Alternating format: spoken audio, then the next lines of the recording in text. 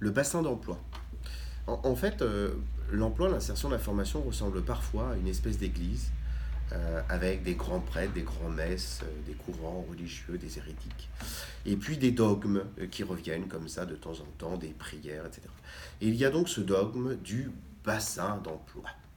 Du bassin d'emploi, dogme qui permet, dans un discours public, de dire, ben voilà, soyez rassurés, on va s'occuper de vous, habitants d'un territoire en particulier, et puis ça tombe bien, peut-être électeur, j'en sais rien, enfin bref, voilà, d'un bassin d'emploi.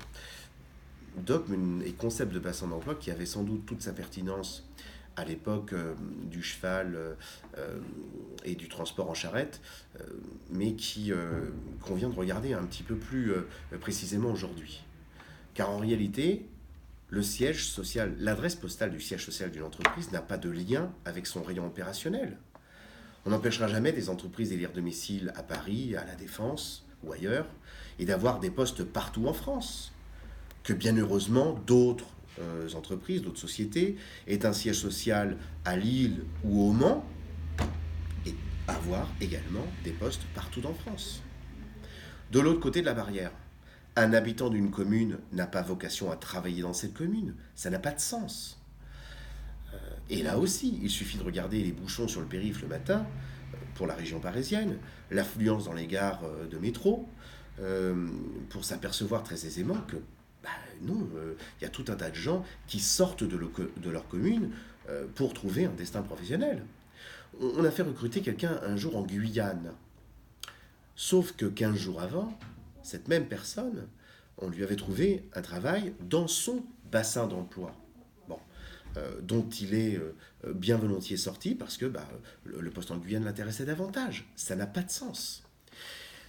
Ça n'a pas de sens et c'est dangereux.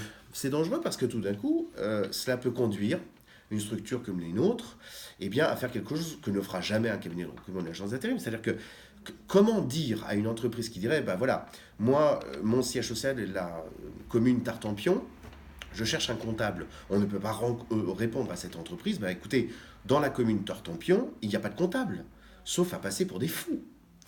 On a rencontré récemment le parc Astérix. Tous les employés du parc Astérix n'habitent pas Plailly. Quel était le bassin d'emploi de ces maçons creusois qui, au début du siècle et à la fin du 19e, sont montés sur Paris construire les bâtiments haussmanniens? Pas de sens. Voilà. Et ça en a encore moins aujourd'hui. Cette notion donc de bassin d'emploi ne sert véritablement pas à grand-chose, si ce n'est parfois à se donner bonne conscience et à venir en contradiction totale, un, des exigences des entreprises qui vont avoir des postes un petit peu partout, qui se moquent éperdument de savoir où habite tel salarié, à condition que le déplacement jusque sur le lieu de travail ne suppose pas quelque chose de complètement fou. Et va à l'encontre aussi des exigences des gens qui eux-mêmes, dans une organisation de vie raisonnable, sont prêts à bouger d'une ville à une autre. C'est toute la vertu notamment d'une commune comme celle de Coubron, d'avoir mis en place une mission emploi, parce que bien évidemment, consciente que la majeure partie des habitants de cette commune vont être dans la nécessité et l'obligation de sortir de leur bassin d'emploi. Finissons sur une petite note sur laquelle on reviendra. Cette stupidité de ce concept de bassin d'emploi dit, en revanche, tout le soin qu'il convient d'accorder au transport public, au transport d'une manière générale. Mais ça, on y consacrera une petite parenthèse à venir.